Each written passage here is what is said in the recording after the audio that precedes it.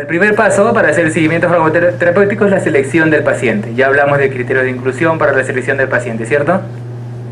El segundo paso es la oferta de servicios, si el paciente acepta o no acepta.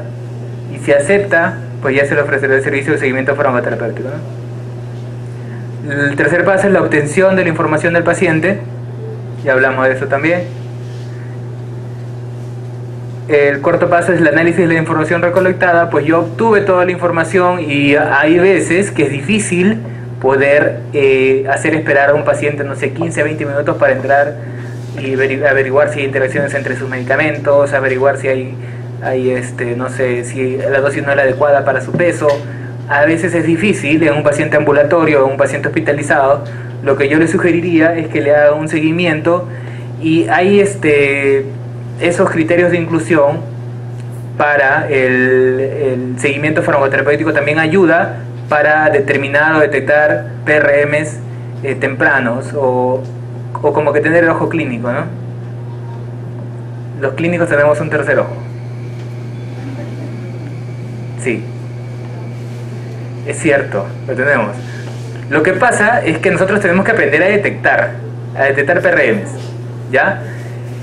Por ejemplo, si tengo un paciente polimedicado, ¿ya? ¿Es un paciente que puede presentar interacciones? Entonces yo voy a ver rápidamente qué interacciones puede presentar entre sus medicamentos. ¿Ok? Si es un paciente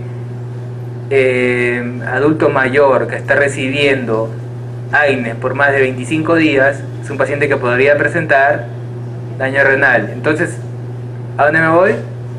A su depuración de creatinina. Y si no tiene, lo solicito.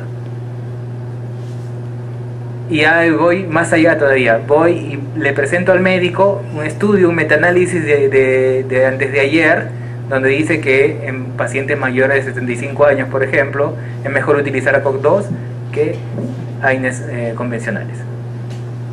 Entonces, ya voy más allá. ¿Ok? Ya hablamos de PRMs, hablamos de ejemplo de PRM 1, 2, 3, 4, bueno, eso ya lo hemos visto. La intervención farmacéutica, ¿por qué registrar las intervenciones?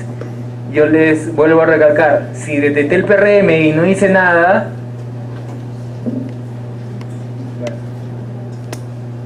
es irresponsable, por no decir otras cosas. Bueno, hay una intervención farmacéutica, farmacéutico paciente médico, cuando hay una intervención del médico también. Ojo, que el seguimiento farmacoterapéutico no solamente va de la mano con los medicamentos y el paciente, pues nosotros somos los especialistas del medicamento, tóxico y el alimento, ¿cierto? Nosotros tenemos que saber todo. Entonces, si el paciente tiene un IMC por debajo de 18 o por debajo de 16, yo tendría que intervenir y decirle cuál es la mejor o cuántas kilocalorías por kilogramo de peso debería recibir al día y qué tipo de alimentación, qué tipo de carbohidratos, qué tipo de grasas, qué tipo de sales minerales debería recibir. Un momento. Ya. Perdí. Entonces, el seguimiento farmacoterapéutico, la intervención no solamente tiene que ser con medicamentos, sino también con calidad de vida, con estilo de vida. Si veo que es un paciente hipertenso, ¿qué es lo que le tendría que decir? Bajo el consumo de café, bajo el consumo de sal, ¿cierto? Hay muchas cosas más en las cuales se pueden intervenir, y es mucho más grande de lo que ustedes imaginan. Y si empoderan al paciente en su medicación y si empoderan al paciente en todo lo que le pueden ayudar, el paciente va a regresar a ustedes, sí o sí. ¿Ya? Partes de la hoja de intervención, pues ya vimos esas partes, ¿no? Los datos del paciente, dónde se realizó la intervención, el motivo, el medicamento causante cuando fue un PRM real, Identificación del problema relacionado a medicamentos, en el caso del PRM real o potencial también, la intervención sugerida. Ojo que la intervención tiene que ir de la mano de la bibliografía. Yo no puedo intervenir, y eso les repito, y por favor, no intervengan si no van a poner una bibliografía adecuada. ¿Okay? Si voy a intervenir sobre un seguimiento farmacoterapéutico y no voy a poner la bibliografía que estoy haciendo o que estoy siguiendo para dar esa recomendación, pues dos cosas. O ni nos miran, o nos miran y se ríen. ¿Ok? La hoja de registro farmacéutica también. Los tipos de intervenciones, bueno, se puede modificar las dosis. Esto va de la mano con quién. Modificar las dosis va de la mano con quién. Con una hoja al médico, ¿cierto? Una hoja al médico donde se le ponga la evidencia para modificar las dosis en ese determinado paciente. Modificar la dosificación, o sea, el horario. Ya no lo voy a dar mañana, tarde y noche. De repente lo voy a espaciar con algunos medicamentos porque se están interaccionando entre ellos. De repente que el otro lo tome 20 minutos después, o 1 hora o 2 horas después del otro medicamento. ¿Por qué? Porque está interaccionando, está disminuyendo las dosis. Todo eso tiene que ver. Si tengo que añadir un medicamento, retirar un medicamento, sustituir un medicamento por otro. Ustedes no se imaginan la cantidad de pacientes que presentan tos por captopril, y a estas alturas, cuando el losartán termina siendo tan barato como no tan caro como era antes, ¿por qué no se le da losartán? La práctica médica habitual, captopril, captopril, captopril, captopril, y no entendemos que la calidad de vida del paciente disminuye bastante. ¿Se imaginan un paciente que tenga tos todo el día? Miren, ¿qué otro tipo, qué intervenciones adicionales podemos tener? Pues disminuir el cumplimiento involuntario, disminuir el incumplimiento voluntario también, educar en medidas no farmacológicas, ¿no? Lo que les hablaba, lo de la dieta, lo del café, lo del tabaco, 1000 cosas en las cuales pueden intervenir. Tienen que saber cuántos miligramos por kilogramo de peso, ahorita que salen de la universidad, cuántos miligramos por kilogramo de peso debería recibir de cada medicamento, de calorías o proteínas, cuánto también debería recibir cada día, cuántas kilocalorías diarias debería recibir un paciente. Todo eso tienen que saber ahora. ¿Okay? El seguimiento del plan de la intervención farmacéutica, pues cada PRM encontrado, si está hospitalizado va a ser mucho más fácil, pero si es un paciente ambulatorio, yo podría llamarlo porque voy a registrar todos sus datos. Yo podría llamarlo y decirle: señor, sigue con gingivorragia, señor, sigue con melena, si es que está tomando warfarina y le dio una dosis tóxica. Podría llamarlo, podría incrementar el efecto de la intervención si yo hago eso en una unidad de atención farmacéutica o de seguimiento farmacoterapéutico. Podría hacerlo y podría ser mucho más representativo para la sociedad. La evaluación, bueno, se registra e informa como PRM, ¿no? Al año yo podría decir cuántos PRM se encontraron, en cuántos PRM se intervinieron, qué tipo de PRM subieron, todo eso yo podría registrarlo al final. Bueno, vamos a los casos prácticos. Muy bien.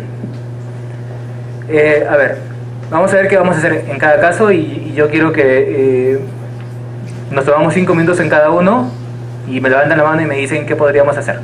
¿Ya? Esta es una mujer que acude a la farmacia solicitando la dispensación de 2 prescripciones de medicamentos diferentes. Uno es el lecoxib de 100 miligramos y el otro es warfarina de 5 miligramos. Con amiodarona. Esta medicina es para su madre, dice, ¿no? El medicamento causante de este PRM es el lecoxib, warfarina y amiodarona. Tengo una sospecha de PRM, ¿no? Y encuentro, porque este es el chequeador de interacciones de Micromedex. Tengo amiodarona, warfarina y celecoxib y lo paso a la caja de búsqueda y encuentro que hay una interacción seria entre amiodarona y warfarina. No sé si la señora está presentándole el evento tóxico o evento adverso, no lo sé todavía. Pero veo que en su medicación hay medicamentos que si los toma concomitantemente va a producir eventos tóxicos con warfarina porque elementa los niveles de warfarina, ¿no? Dice que es un evento o una interacción seria. ¿Cuál sería mi intervención? ¿qué es lo que tendría que hacer?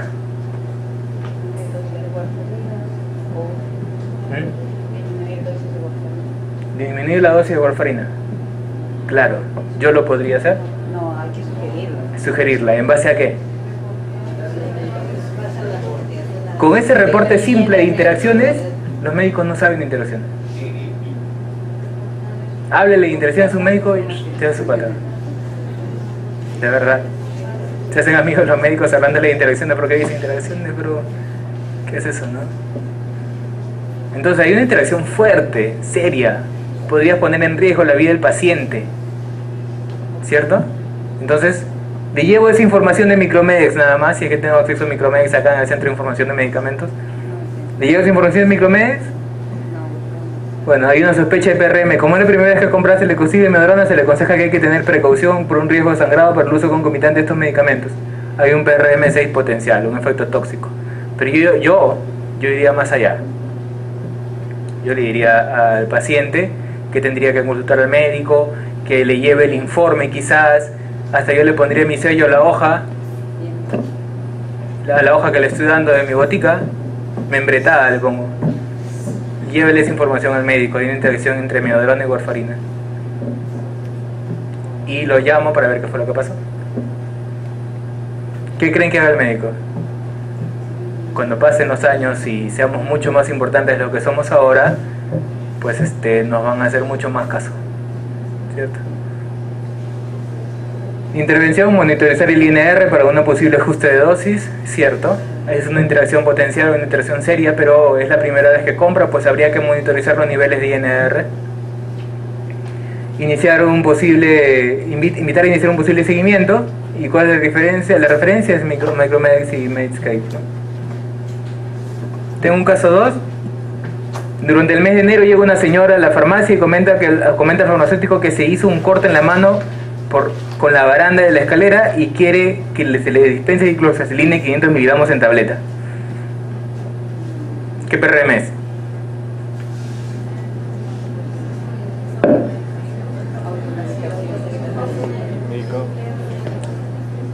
El PRM1 es cuando no recibe lo que necesita. Es una automedicación, pues, ¿no? Sospecha del paciente por problema de salud relacionado con la herida, puede necesitar un antiinflamatorio, ibuprofeno para el problema de salud actual, tratamiento con antibacteriano, inclusive vacuna contra el tétano. Bueno, ahí ya se va mucho más allá. Pero todo esto tiene que ir dirigido hacia el médico. Lo que yo haría es decirle, no te puedes automedicar, necesitas esto, el otro y el otro. Tienes que ir al médico para que el médico te prescriba. ¿Ok?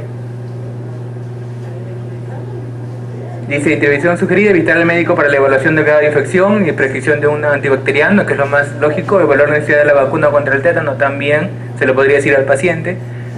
Si existe alguna alergia a AINES, que es importante. ¿Cuántos pacientes son alérgicos a AINES?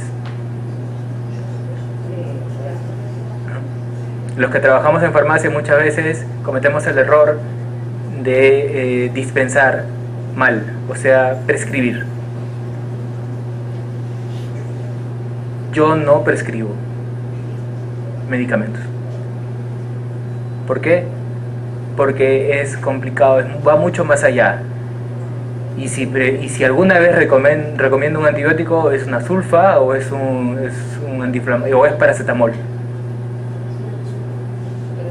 Yo he visto síndrome de Stevens-Johnson por AINES. Los he visto y son terribles. El síndrome de Stevens-Johnson y la necrosis epidemico-tóxica, imagínense una quemadura de segundo grado en el 100% de su cuerpo. La piel se desprende como que si tuviesen pasado por agua hervida. Esa es una reacción tóxica o una reacción anafiláctica a AINES. Lo mismo pasa con las penicilinas. Entonces mucho cuidado. ¿Okay? La sulfa felizmente tiene un espectro bien amplio, pero igual es inadecuado. La prescripción médica es lo principal para dispensar un medicamento. ¿Okay?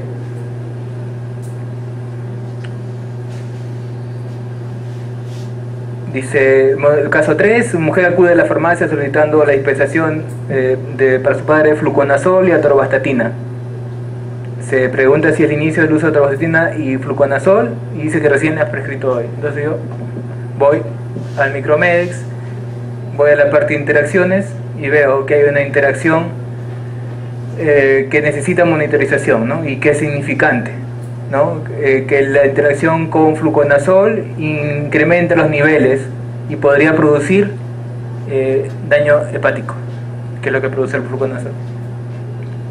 Sospecha de PRM, claro, es un PRM. Si hay una interacción y eleva los niveles hasta volverse un nivel tóxico, ¿qué PRM es? 6, muy bien. Fluconazol eleva las concentraciones de atorvastatina. ¿Quién dijo 6? ¿Ah?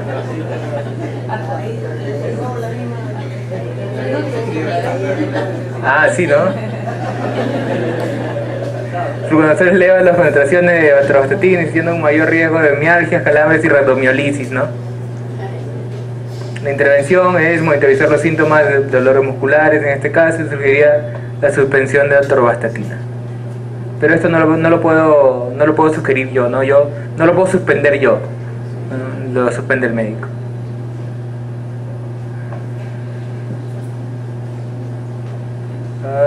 Bueno, pasamos rápido. Hay un casito que quería presentarles.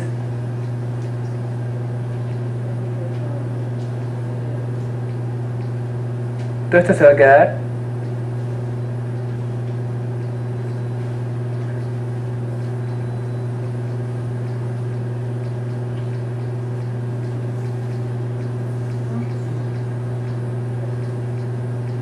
Quería llegar acá.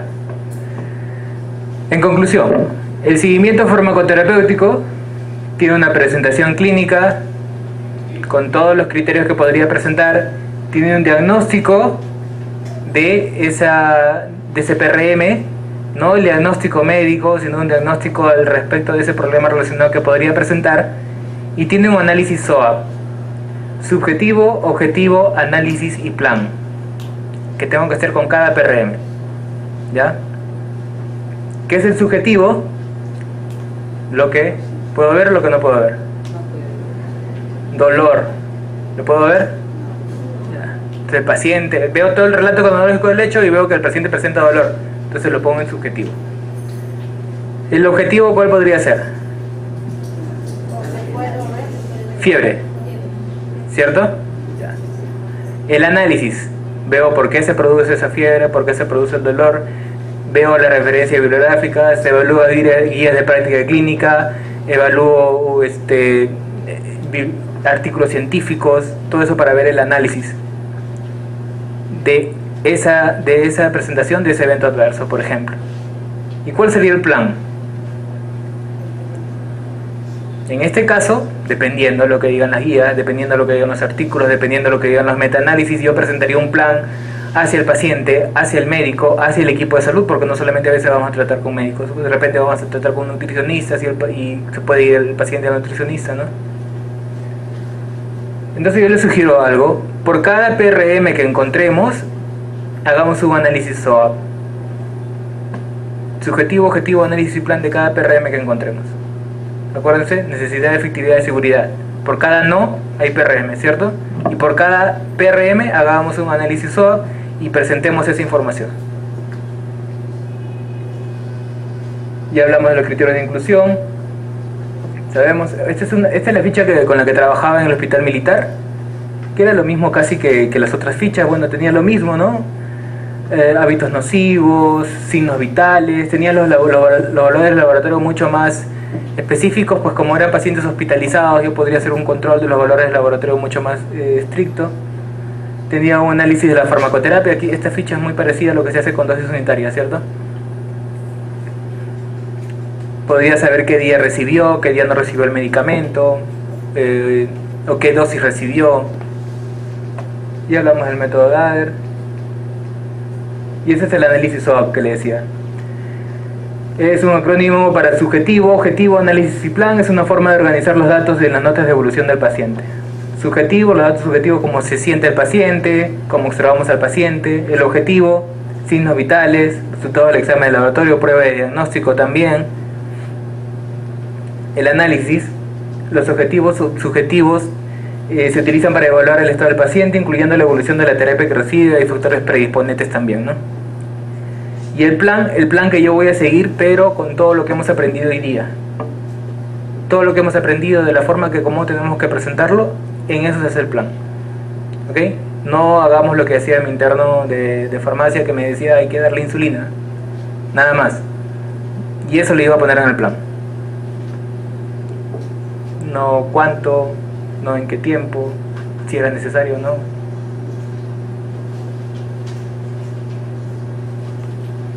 Y esto de aquí, miren cómo se presenta un síndrome Stevens-Johnson, para terminar. El paciente había recibido cefepime vancomicina el día 1 y el día 16 presenta el síndrome Stevens-Johnson. ¿Por qué yo sospecho de estos dos medicamentos y no de los otros? Porque la lactulosa y el manitol no tiene evidencia científica de producir síndrome Stevens-Johnson. La phenytoína y el metamizol es probable que sí haya podido presentar el síndrome Stevens-Johnson a ese medicamento, pero la exposición a metamizol fue mucho más antes del tiempo en el cual se presenta este síndrome. Pueden haber habido muchos factores desencadenantes, pero lo que va de acuerdo con el tiempo de aparición de la reacción era el cefepime y la vancomicina. El metamizol también se estudió por si acaso. Si nosotros vemos el recuento de glóbulos blancos, el recuento de neutrófilos y el alaninoaminotransferasa, pues hay pródromos, hay pruebas, hay signos y síntomas propios de cada enfermedad, de cada reacción adversa. En el caso del síndrome Stevens-Johnson, el síndrome Stevens-Johnson, si bien es cierto, no te va a producir la alergia al 100% del cuerpo en el día 1, pero ya hay algunas elevaciones en los niveles de transaminasas, por ejemplo, algunas elevaciones en los niveles de neutrófilos o disminuciones. Y eso es lo que se presentaba acá. Había unas elevaciones en los niveles de neutrófilos, hay unas elevaciones en los niveles de glóbulos blancos, había unas elevaciones, miren, para el día que se presenta el síndrome Stevens-Johnson, mira, hay elevaciones en los niveles de alaninoaminotransferasa. Y todo se va desde el día que se le da el medicamento, que es el 25 de diciembre, hasta el día 18 de enero, ¿cómo se eleva?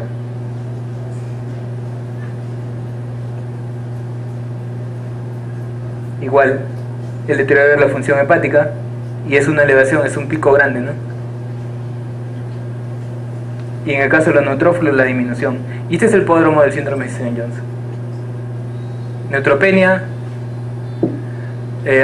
aumento de enzimas hepáticas y aumento de disminución de neutrófilos. Perdón, neutropenia. Y aumento de eosinófilos, perdón. Cuando evaluamos, pusimos a la phenytoína y el metamizol también, y aquí hay una evaluación mucho más extensa, ¿no? Aquí evaluamos varias bases de datos para verificar si este evento adverso podría haber sido atribuible o no a este medicamento. Hay veces, como es un medicamento raro, no va a haber evidencia científica. Entonces el único que podría haber sido para nosotros podría haber sido el cefepime. Yo lo presenté como cefepime, porque en las 3 bases de datos nos decían que podría presentarse, el otro no se encontraba. Pero eso no quiere decir que sea totalmente acertado, porque de repente era un caso raro asociado a cualquiera de los otros medicamentos, ¿no? Eso es todo. Gracias.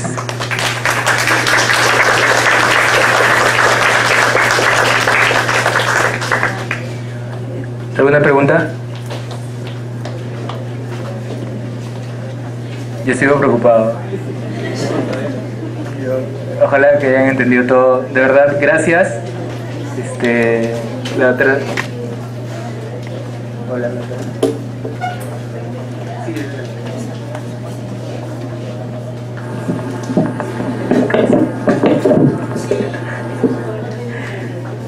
Bueno, queremos darle las gracias, doctor, por su presencia y también por su brillante exposición. Por favor, aplauso para el doctor. Muchas gracias por haber venido y habernos cultivado.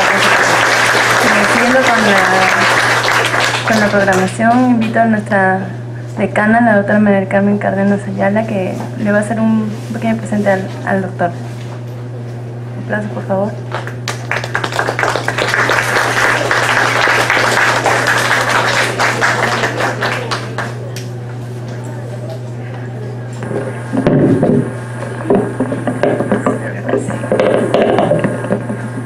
Antes que nada, quiero agradecerte de todo corazón por ese desprendimiento de haber venido a transmitirnos tus experiencias, tu conocimiento.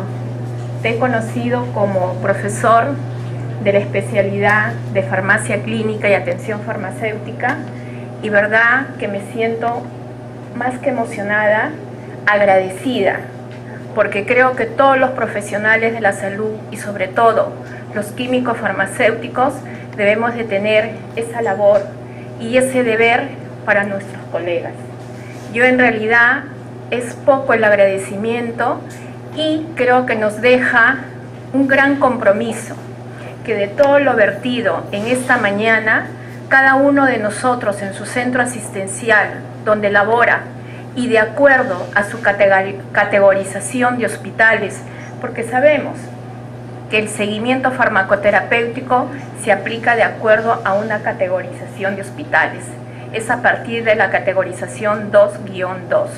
Pero no por ello vamos a dejar de aplicar todo lo que el doctor nos ha podido explicar y qué tan importante es nuestra labor como químicos farmacéuticos. En realidad, que no se quede, como dice el doctor, solamente en haber captado todo lo que él nos ha podido explicar esta mañana. Sé que está cansadito porque el doctor es ávido de conocimientos y ha salido de clases a las 10 de la mañana, a las 10 de la noche y ahí ha partido hacia acá, hacia su ciudad de Ica, porque es egresado de nuestra casa de estudios. Y creo que eso tiene un doble mérito, porque como él dice, está para apoyar. Y es lo que yo quiero también llamar a reflexión, que todos los colegas que en alguna oportunidad se han hecho especialistas y que digo, lamentablemente, estamos a 4 horas de distancia, pero a veces por N motivos no podemos seguir una especialidad, ya sea por lo económico o por la distancia, hay que transmitir los conocimientos, porque los conocimientos no se van a ir con nosotros en el cajón. Simplemente, mil gracias, que Dios te bendiga y que continúes con todos tus éxitos.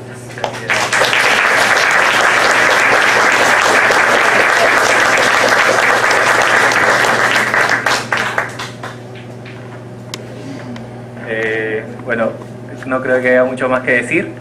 Gracias a todos por la oportunidad. Gracias, doctora, gracias al colegio.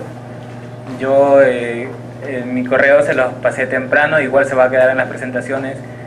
Yo pienso que mucho más importante que saber a dónde vamos es saber de dónde venimos. Y yo sé que he salido de acá y siempre voy a estar para apoyarlos a ustedes. Gracias.